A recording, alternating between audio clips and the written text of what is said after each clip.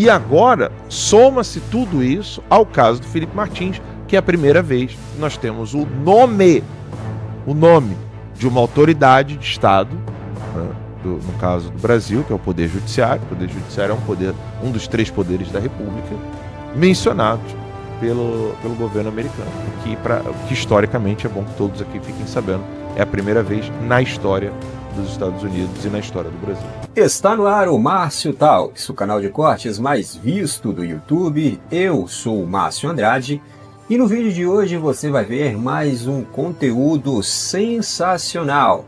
Portanto, se inscreva no canal, deixa o seu comentário, deixa também o seu like. Se liga aí! Ana, muito obrigado por estar aqui falando conosco sobre esse tema tão delicado. A gente realmente precisava de alguém especialista no assunto, porque eu, por exemplo, tenho algumas perguntas que, se você considerar estrategicamente não responder, fique tranquila, porque realmente eu tenho alguns questionamentos bem complicados. Eu sou jornalista, estou aqui ao lado de 2 jornalistas, inclusive um com uma vasta experiência. Nenhum jornalista consegue pegar um print de um documento sem antes estar em contato com alguém que pode me dizer que naquele momento o documento está disponível. Então minha primeira pergunta é: quando que ficou disponível o documento que o Guilherme Amado teve acesso? Porque ele não ficou disponível todo o tempo, certo? Perfeito. Bom, a prisão do Felipe Martins, Alan, ela foi decretada com base em duas questões. Foi a reportagem do Felipe Armado e o Word Document. Esse documento do Travel History, ele só surge no processo em março do ano passado, que foi depois da PGR se pronunciar favorável à soltura do Felipe, ou seja, a gente tem as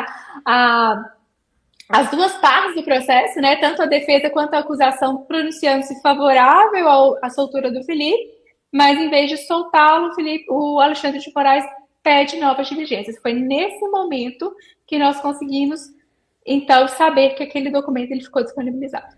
Então nós temos uma janela aqui na linha do tempo, que já identificou a partir de quando a fraude documental ficou disponível e a partir de quando essa fraude foi retirada, certo? Nós temos uma janela de datas aí bem precisas? Não digo tão precisas, porque é o seguinte, a gente foi tendo acesso aos documentos na medida que nós não sabemos ainda da exata data de criação, porque parte dos logs que foram disponibilizados tem também essa parte que está tarjada em preto. Então, a gente não tem exatamente a data. Eu não consigo dizer, olha, foi neste dia que foi incluso essa informação. Mas o governo americano, desculpe interrompê-la, mas o governo americano, então, sabe quando que foi inserido aquele documento falso e quando ele foi retirado? Com certeza. Eles têm a informação. E sabe quem fez? O governo americano sabe quem fez isso? Sim. Daí vem a próxima pergunta. Porque como o jornalista, para ele poder noticiar algo tão grave e dizer, não, eu tenho a prova, e essa prova não é prova, ela é um documento falso, alguém entrou em contato com o Guilherme Amado. E essa pessoa, então, as autoridades do governo americano já sabem quem é. Nós sabemos quem entrou. Nós sabemos não. O governo americano sabe quem entrou. Agora, essa parte de que houve um contato desta pessoa com o Guilherme Amado, como isso se deu, isso aí ele vai além do que hoje eu consigo provar. Eu não sei, mas eu tô pensando aqui. Então, o governo americano sabe quem foi a pessoa que fraudou. Aí a minha especulação aqui agora. Então, o governo americano sabe quem é a pessoa e aí essa pessoa será responsabilizada. As penas, pelo que eu e o Max vimos aqui, e você pode nos corrigir, é verdade que dependendo do grau do objeto aqui, né? Ou seja, da pessoa que está sendo sofrendo, no caso do Felipe Martins, levou a prisão 6 meses de prisão, né? Não, mas preventiva solitária, 10 dias de solitária. Exatamente. Então, dependendo da violação de direitos humanos que ocorreu ali, as penas podem chegar à prisão perpétua. É verdade isso? Não por um crime único, mas nós estamos falando de vários crimes, não é mesmo? Nós estamos falando de fraude, conspiração, enfim, uma série de crimes. Mas que sim, cumulados pode, na prática, gerar uma prisão perpétua. Ou seja, essa pessoa vai abrir a boca, hein? Desculpa, Ana, tô falando com o pessoal aqui, porque, ou seja, alguém vai abrir a boquinha para não pegar a prisão perpétua aqui, hein? Isso é muito Mas grave. o fato dessa pessoa entregar alguém no Brasil, digamos assim, aí a Ana, não sei se a Ana vai poder falar sobre isso, mas poderia significar algum tipo de benefício, né? Sim, essa aqui é a questão. Não sei. Assim, a gente entra aqui num ponto, Lacombe, são possíveis desenrolares do processo. Eu tendo a ficar mais atenta ali aos autos, assim, aquilo que eu consigo sustentar nesse primeiro momento, Claro, claro. e talvez não trazer tanto sobre o que pode acontecer, mas o que tem acontecido. Então, assim, poder acontecer pode, tem muitas consequências que poderiam ser, mas qual que é o mais iminente delas? A devida responsabilização dos envolvidos, uma devida e merecida compensação financeira para o Felipe Martins, que não paga o que ele sofreu, mas que iremos sim buscar para tentar minimizar todo esse transtorno na vida dele, que hoje estamos aí passando se aproximando a 2 anos de perseguição, de prisão. Então aqui me permita, Ana, Max e Lacombe, só trazer um dado histórico. Tá? Não há registro na história diplomática entre Brasil e Estados Unidos de que as autoridades americanas tenham mencionado alguma autoridade brasileira. Né? Quando eu falo autoridade aqui, gente, eu não estou falando de artista, não. Estou falando de alguém que tem um cargo importante no Estado, ou seja, um cargo de Estado. Não é cargo de governo, né? Não é uma pessoa que está no executivo. Estou falando de um cargo de Estado, que no caso é o Alexandre de Moraes. Nominalmente foi mencionado Alexandre de Moraes. É a primeira vez na história entre Estados Unidos e Brasil, ou seja, desde que os Estados Unidos nasceu, 1776, até hoje, é a primeira vez que nós temos um documento dizendo que a alegação de uma autoridade brasileira Sim. sobre uma pessoa ter entrado aqui, ou seja, de uma fraude documental, ela é falsa. Veja que o documento dos Estados Unidos, a Ana pode me corrigir se eu estiver errado, ele não há suposições, ele é peremptório, ele é afirmativo, né? Sim, sim, eles afirmam. Aqui a gente está com a nota aqui aberta, mencionando exatamente isso, que após a conclusão da revisão, foi determinado que o senhor Martins não entrou nos Estados Unidos. O CBP condena veementemente o uso indevido dessa entrada falsa para embasar a condenação ou prisão de Felipe Martins. Isso é que me impressionou mais.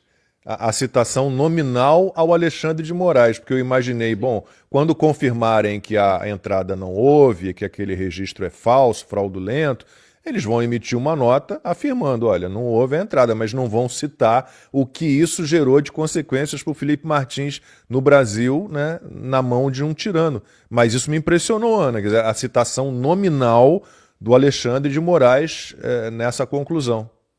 Sim, e não só citando o Alexandre de Moraes, como ainda mencionando a questão de violação dos direitos humanos. Imagina só, o Alexandre de Moraes, que já hoje, tem a lei Magnitsky aplicada, sendo trazido aqui, e novamente citando a violação dos direitos humanos promovida por ele. Ou seja, o que nós estamos vendo, Max, Lacombe, Ana, e a todos que estão nos acompanhando em casa, o que nós estamos testemunhando aqui agora é a construção documental em Washington em relação a Alexandre de Moraes. Há uma construção documental evidente. Porque antes você tinha o que ele fez comigo, né? E isso é o que levou Alexandre de Moraes a Magnitsky, né? Ele fez... Ele queria mandar no Rumble, mandar no Trump Media Group para poder derrubar os meus perfis. Fez isso em relação ao X. Inclusive eu quero agradecer ao Elon Musk publicamente. O meu perfil Alan Conta 5 está com subscription, porque o Alexandre de Moraes ele tinha obrigado o Elon Musk e ao X, a empresa, né, a fornecer porque eu podia ter disponível o endereço da minha carteira de Bitcoin. Olha que loucura! Ele ficou revoltado, tá? Para quem não lembra, aí, eu sei que é muita coisa que acontece comigo, então às vezes quem me segue não sabia disso. O X, Lacombe, ele te dá a possibilidade tanto de você ter subscription, tá? quanto te dá a possibilidade de você monetizar o seu conteúdo, que são duas coisas distintas, e uma terceira, que é você poder colocar, quando você acessa o perfil, ó, você vai acessar aqui, eu vou tentar acessar aqui a conta Alan LD Santos, que é a primeira. Aqui tem um símbolozinho de nota, tá vendo? Quando você clica nela, é Welcome to Tips, e aí você tem a possibilidade de dar tips para a pessoa. Aí o meu tem Bitcoin Address e o Venmo. Tá? O Alexandre de Moraes queria saber por que eu tinha a possibilidade daquilo e onde aquilo ia parar. E queria cortar. E aí, óbvio, essa conta ela nunca teve acesso no Brasil, acho que só durante um período. O Elon Musk deixou lá. Aí a conta 5, ela agora não tem nem a notinha, nem o símbolozinho de moedinha lá. Mas agora eu tenho subscription, eu tenho 12 inscritos lá no meu perfil do X, na Alan Conta 5. E quando ele fez isso, ele violou direitos humanos fundamentais, porque eu estou nos Estados Unidos, a empresa é americana, ele não tem que meter o bedelho. E aí, óbvio, soma-se isso ao pedido de prisão, que não passou pelo Departamento de Estado, não passou pelo DOJ, e ele foi violando. Aí teve o meu caso, teve o Constantino, Paulo Figueiredo, Flávia Magalhães, que a gente ainda vai comentar aqui, e tantos outros que levaram Alexandre de Moraes a ser sancionado pela Magnitsky. E agora, soma-se tudo isso ao caso do Felipe Martins, que é a primeira vez que nós temos o nome de uma autoridade de Estado, né, no caso do Brasil, que é o Poder Judiciário. O Poder Judiciário é um dos 3 poderes da República, mencionados pelo governo americano. O que historicamente é bom que todos aqui fiquem sabendo. É a primeira vez na história dos Estados Unidos e na história do Brasil. É isso, Ana, muitíssimo obrigado. Alguma informação a mais que você possa passar para a gente, ou é melhor a gente não falar muito para não atrapalhar? Não, imagina. Na verdade, eu quero reconhecer aí o apoio da Timeline desde o início, corroborando para o caso do Felipe e fazer um alerta para a nossa audiência, porque é o seguinte, lá atrás, são poucas pessoas que realmente estenderam a mão para trazer luz ao caso do Felipe. Nós tivemos pessoas que nos viraram as costas, dizendo, não, se tem registro, ele entrou, eu não vou me meter neste caso. E pessoas que hoje eles falam que estivemos sempre do lado e tentam, inclusive, trazer informações sobre o caso. Mas saibam que fontes confiáveis do caso do Felipe são apenas os advogados. Eu, o Chiquini e o Dr. Ricardo. Nós somos os únicos que podemos trazer essas informações. Então, cuidado por essas narrativas que estão sendo criadas para minimizar a gravidade da situação do Felipe. Também quero agradecer aí outros canais, a Bárbara também, a Ana Paula Henkel, e trazer a informação sobre uma vaquinha que foi criada pela Bárbara, do Te Atualizei, para poder pagar para o advogado criminalista aqui nos Estados Unidos, para poder seguirmos com a defesa do Felipe. Muito obrigada. E ele precisa, né? Desculpa. Qual que é o link? Tá aí. Eu não sei o link, eu vou pegar aqui agora com o pessoal, mas ele precisa, tá? Então, Isso. Ele precisa muito, não é barato. O Marcos já sabe que é advogado, que não é barato. $750 a hora, mais ou menos. Exato. Então é bem complicado.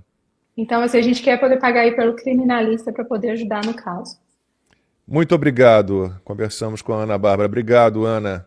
Muito obrigada. Até a próxima. Conversamos Até. com a Ana Bárbara Schaffer, que é advogada, uma das advogadas do Felipe Martins aqui nos Estados Unidos. E Jeffrey Chiquini está com a gente? Confirme aí, se tiver, pode colocar. Ô, Chiquini, obrigado aí pela paciência de esperar um pouquinho. Quando eu precisar de advogado, eu vou contratar a Ana Bárbara. A gente sai da advogada do Felipe aqui nos Estados Unidos para o advogado do Felipe Martins no Brasil. Eu não sei se você viu o meu comentário, Chiquini, sobre o artigo de hoje no UOL do jurista Walter Maierovitch, falando que a sua destituição da defesa do Marcelo Câmara foi um escorregão, uma derrapada do Alexandre de Moraes. E aí ele fala mal do Felipe Martins, fala mal do Marcelo Câmara, mas para o Alexandre de Moraes não defende nenhum tipo de punição. E aí, finalmente o Careca recuou, né? Deu lá as 24 horas para vocês entregarem as alegações finais. Qual é a sua expectativa a partir de agora? Obrigado pela participação mais uma vez. Seja bem-vindo. Eu que agradeço, meu irmão, Lacombe, Alan, Max. Vocês viram, né? Eu estive aqui na sexta-feira e eu recebi uma mensagem do conselheiro federal da Ordem, que agora eu posso falar, que é o Dr. Tostes. Olha só, na OAB nós temos tem 81 conselheiros federais, tá? 3 são de direita. Um deles tem coragem de falar. É isso que virou a OAB Nacional hoje. O Dr. Tostes é um grande advogado, um advogado muito bem sucedido, muito respeitado. E assim que aconteceu aquilo, ele toma a frente. Ele abre um protocolo na OAB Nacional, né, da destituição, e aí então, em primeira mão, nós trouxemos aqui na timeline. O presidente nacional da OAB, o Dr. Beto Simonetti, foi pessoalmente no STF conversar com o ministro Alexandre de Moraes, pedir interceder pela classe da advocacia. Por quê? Teve até advogado que vota 13 na urna, tá, que ficou indignado com a postura e a atitude do ministro Alexandre de Moraes. Nós sabemos que tudo que o STF faz reflete em outros processos. Eu disse para vocês que eu estava fazendo um júri, a juíza começou a inquirir as testemunhas, eu disse, silêncio, isso não pode acontecer. Ela falou, pode, o STF está fazendo assim agora. Então, o medo da classe de advogados foi que, imagine só, é uma estratégia comum da advocacia, isso é normal, pedir prazo. Eu estou com o meu prazo aberto das alegações finais, eu peticiono e peço mais prazo. Imagina só, o juiz me destituiu por isso. O ministro Alexandre de Moraes me destituiu da defesa do Felipe porque eu juntei uma petição dentro do prazo das alegações finais pedindo mais prazo, fui destituído. Imagina se outros juízes começam a fazer isso, o que é algo corriqueiro na classe da advocacia, você assim agir. Mas depois que eu saí aqui da revista Timeline, na sexta-feira, né, que o presidente da OAB estava no STF, logo na sequência, foi questão de minutos, né, que eu saí daqui, o ministro, ele reconsiderou a decisão e nos incluiu novamente na defesa. Mas o que eu quero trazer para vocês aqui? Assim que ele restitui o nosso poder, de advogados de Felipe Martins, o Estadão sai com uma matéria. Não sei se vocês viram. O Estadão lança uma matéria, tá? Grave a matéria do Estadão, cheia de mentiras, falando o seguinte, que a PGR tem um arsenal de provas contra Felipe Martins. Olha isso.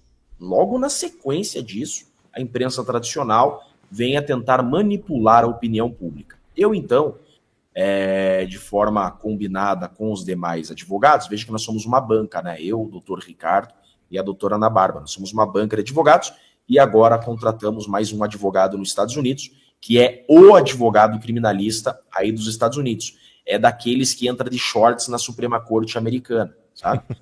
Desses que nós contratamos, por isso que custa caro. É o Cacai daqui. Por isso que custa caro. Advogado no Brasil é pé de chinelo. Advogado nos Estados Unidos custa bastante dinheiro. Aí, então, nós somos uma banca e a gente decidiu responder essa matéria ao Estadão. Eu posso pedir licença para vocês para colocar 2 pontos aí na tela que eu separei para mostrar para o público aqui, para os ouvintes. Por favor. Especial. Isso. Solta aí, vamos ver se vai começar o vídeo.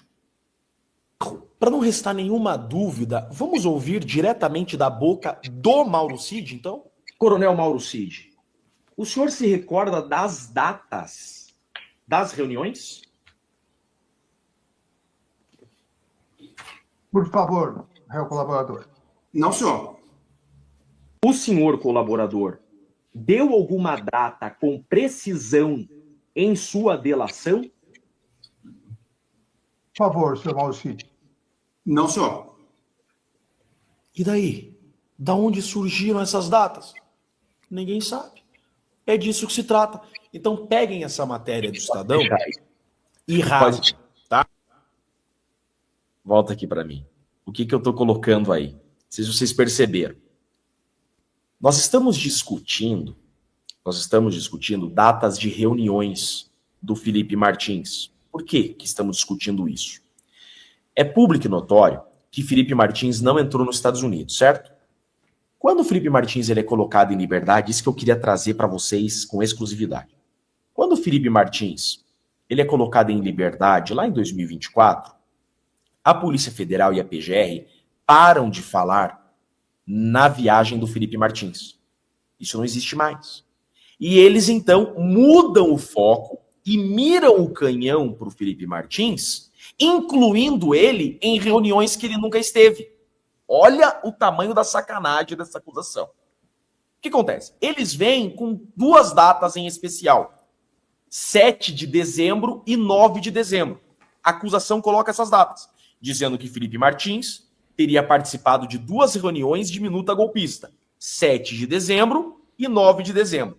Por que eu pedi para colocar esse vídeo para vocês? Essas são as datas da acusação. E a acusação coloca essas datas na boca do Mauro Cid. A acusação fala que o Mauro Cid trouxe essas duas datas. Eu pergunto para o Mauro Cid: Mauro Cid, você deu alguma data para a acusação? O que o Mauro Cid acabou de responder aí? Não. Eu não dei nenhuma data de reunião. Eu não lembro das datas das reuniões. Da onde que a acusação tirou essas datas? Ninguém sabe. O Brasil está passando por um momento muito delicado. As instituições, o poder legislativo, o judiciário, o executivo, estão completamente perdidos e estão completamente prejudicados, sem credibilidade, e tudo isso por conta de ações de pessoas da alta cúpula desses poderes. Pois bem, os três poderes, o poder legislativo, o judiciário e o executivo, eles tendem a estar harmônicos. Pelo menos é isso que diz a Constituição, deveria ser harmônicos, né? Deveria ter um equilíbrio entre os três poderes, cada um fiscalizando o outro, né? Na questão dos freios e contrapesos. A própria Constituição diz isso. Porém, na prática não é assim que funciona. O que a gente vê hoje no Brasil é justamente um poder sobressaindo sobre o outro. Então, o que acontece? Isso necessariamente vai refletir lá na ponta, ou seja, no indivíduo, no povo, na sociedade. Tá? Mas, ao que parece, as ditas autoridades não estão nem aí para esse negócio, né? Não estão nem aí para as instituições que elas próprias pertencem, né? Então, a coisa está em uma tônica de projeto, na verdade, já vem de muito tempo, aquela coisa do projeto de poder, do poder pessoal, né? Todas as ações são em benefício próprio ou em benefício da minha ideologia política, da minha visão de mundo. Então, essas pessoas que estão nessas instituições, elas arrogam para si todo esse poder e traz essa tônica de visão de mundo para dentro da própria instituição, né? E, obviamente, quando isso acontece, aí há uma corrupção própria, né, de corromper a própria instituição. Ou seja,